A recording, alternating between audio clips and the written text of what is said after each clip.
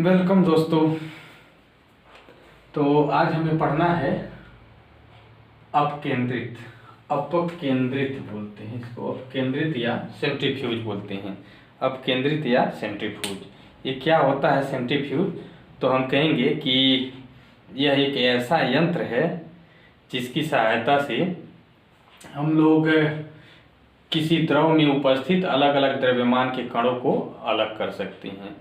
क्या कहें कि सेंट्रीफ्यूज एक ऐसा यंत्र है जो कि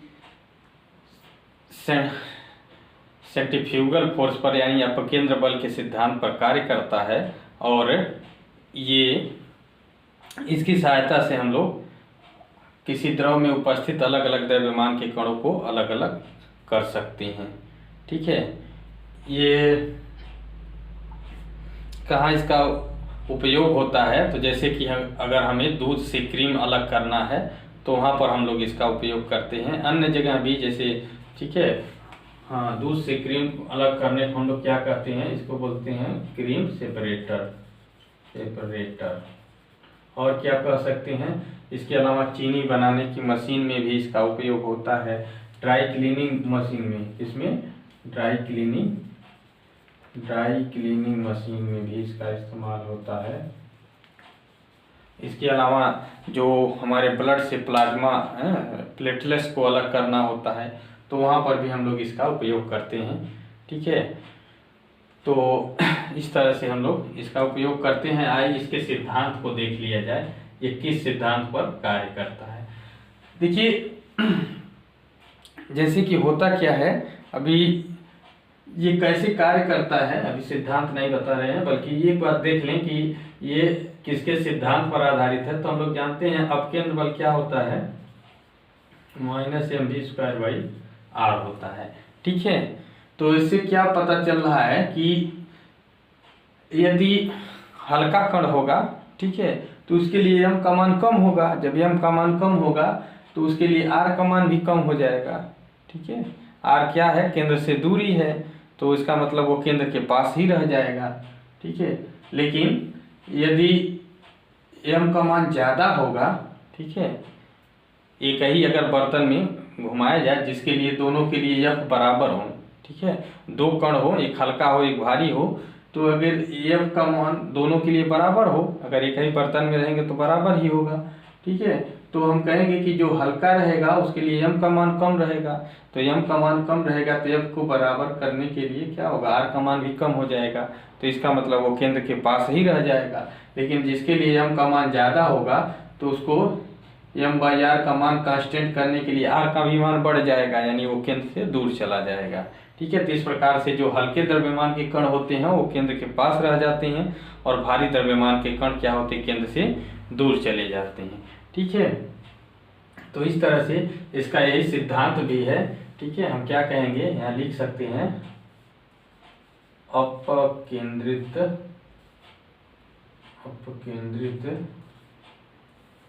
के सिद्धांत।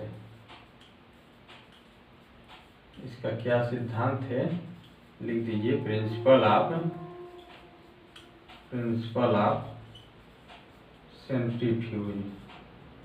Principle of centrifuge.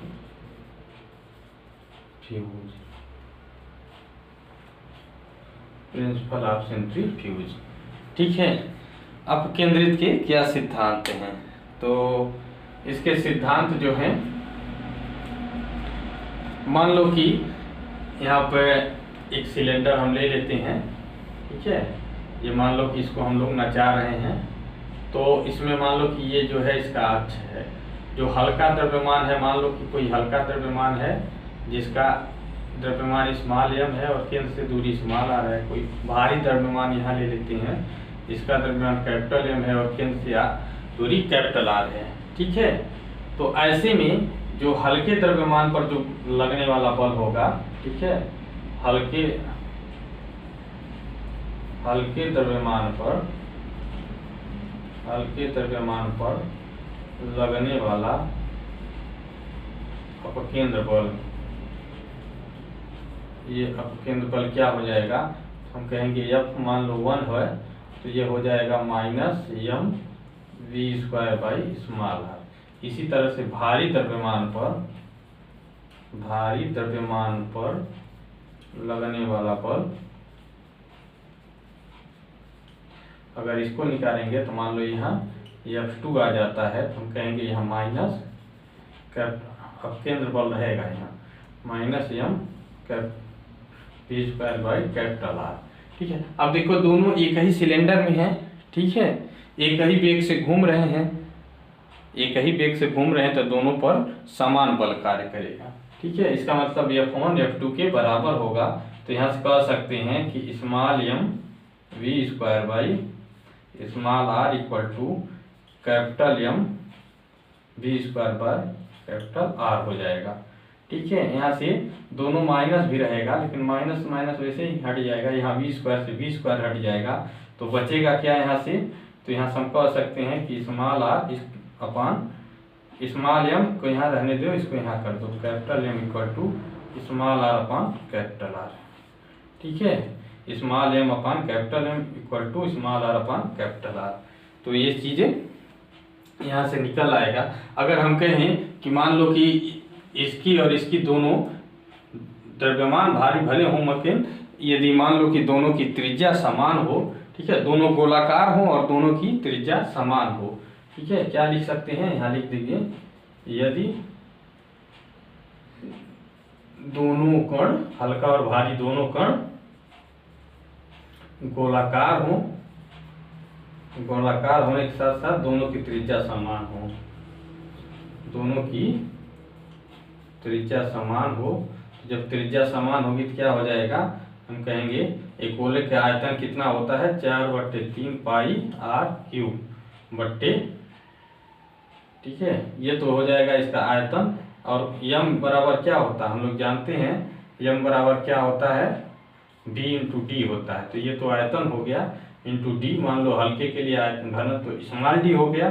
ठीक है, इसी तरह से भारी के लिए 4/3 पाई r³, मान लो हल्के के लिए स्मॉल d है, भारी के लिए कैपिटल D घनत्व equal to small r upon capital R। तो देखो ये वाला टर्म कैंसिल हो जाएगा, तो यहाँ से क्या बचेगा, फाइनली बचेगा small d upon capital D equal to small r upon capital R। ठीक है, तो यहाँ से क्या निकल के, यहाँ क्या निष्कर्ष निकला, तो यहाँ से ये निष्कर्ष निकला कि हल्का घनत्व का कण, ठीक है, केंद्र से कम दूरी पर, और भारी घनत्व का कण केंद्र से ज्यादा दूरी पर हो जाएगा। ठीक है, या यहाँ से कह सकते हैं कि हल्के द्रव्यमान का कण केंद्र से कम दूरी पर और भारी द्रव्यमान का कण केंद्र से अधिक दूरी पर। ठीक है, तो ये रहा अपकेंद्रित का सिद्धांत, प्रिंसिपल ऑफ सेंट्रीफ्यूज। ठीक है, थोड़ा जल्दी बोले हैं, लेकिन आप वीडियो स्लो करके सुन लीजिए, जल्दी जल्दी बोल दिए हैं। ठीक है, अब इसका क्या उदाहरण है, एक दो एग्जाम्पल देख लिया जाए। ठीक है, एग्जाम्पल जैसे नाम ही लिए हैं, क्रीम सेपरेटर या वो मशीन जो है, तो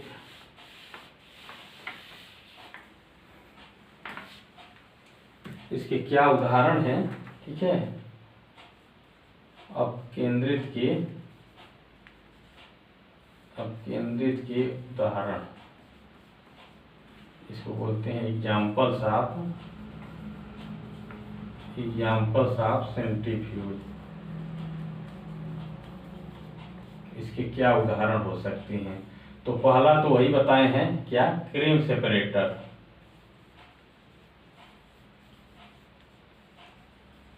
क्रीम सेपरेटर यानी दूध से मक्खन निकालने की मशीन। दूध से मक्खन कैसे निकालते हैं, तो ऐसे ही एक सिलेंडर में, ठीक है, जैसे ये सिलेंडर है, इसी तरह से एक सिलेंडर में दूध को भर देंगे और तेजी से इसको घुमाएंगे। ठीक है, जब तेजी से घुमाएंगे तो क्या होता है कि उसमें जो क्रीम होते हैं, क्रीम के कण हल्के होते हैं, तो वो केंद्र के पास जम जाते हैं, वो केंद्र के पास ऐसे यहाँ जम जाएंगे, और जो दूध है, दूध के कण भारी होते हैं, तो ये तो थोड़ा दूर चले जाते हैं, तो यहाँ से हम क्रीम को अलग कर लेते हैं। तो क्रीम सेपरेटर वही होता है। ठीक है। इसी तरह से अगर हम कहें चीनी बनाने की मशीन, क्या हो सकता है, चीनी बनाने की मशीन, ठीक है। तो चीनी बनाने की जो मशीन है उसमें भी यही होता है कि गन्ने का रस, ठीक है, जिसको हम लोग परिशोधित करके या उसको पका उका करके जैसे भी बनाया जाता है, उसको पका करके उसके बाद क्या करते हैं, उसमें भी एक सिलेंडर में डाल देते हैं, अन्य जो भी उसमें मिक्स करना रहता है डाल करके, और फिर क्या करते हैं कि इसको जब तेजी से घुमाते हैं तो उसमें भी क्या होता है कि जैसे सिलेंडर है, जब घुमाएंगे तेजी से तो जो चीनी के कण होते हैं वो भारी होते हैं, वो केंद्र से दूर आकर के इस दीवारों पर ऐसे, इसके दीवारों पर ऐसे चिपक जाते हैं, और जो पानी रहता है वो बीच में रह जाता है। बाद में इनको हम तोड़ करके वही चीनी बनाते हैं, ठीक है। तो इस तरह से इसके 2-3 उदाहरण हैं। ड्राई क्लीनर में भी आप देख सकते हैं। तो ये तो रहा आपका अपकेंद्रित के उदाहरण, यानी कि अपकेंद्र जो है, अपकेंद्रित जो है आपको खत्म, अपकेंद्र बल खत्म हो गया, अपकेंद्रित, ठीक है, जो उस एक सिद्धांत पर कार्य करने वाला उपकरण था ये भी खत्म हो गया। अब हम लोग पढ़ेंगे अगले टर्म पर, ठीक है, असमान वृत्ति गति। एक चीज़ और है कि कुछ लोग पूछ रहे हैं कि ये टेलीग्राम पे वो नहीं पहुंच पा रहे हैं, तो जो लोग नहीं पहुंच पा रहे हैं, टेलीग्राम पर बहुत आसान बात बताए हैं, अगर फिर भी नहीं पहुंच पा रहे हैं तो उनको बता दे रहे हैं कि कुछ नहीं करना है, आप सर्च मारिए क्या, अप्लाइड फिजिक्स अप्लाइड फिजिक्स, ऐसे अप्लाइड फिजिक्स 1 ऐसे करके खोजिए। जब आ जाता है इस पर क्लिक करिए, ठीक है। जब क्लिक कर देंगे तो नीचे जो है ऐसे लिखा रहेगा JOIN, ठीक है। इस पर जैसे ही क्लिक करेंगे आप तुरंत उसमें ज्वाइन हो जाएंगे, और ज्वाइन हो करके आप PDF डाउनलोड कर सकते हैं, ठीक है। तो आज के लिए बस इतना ही, धन्यवाद।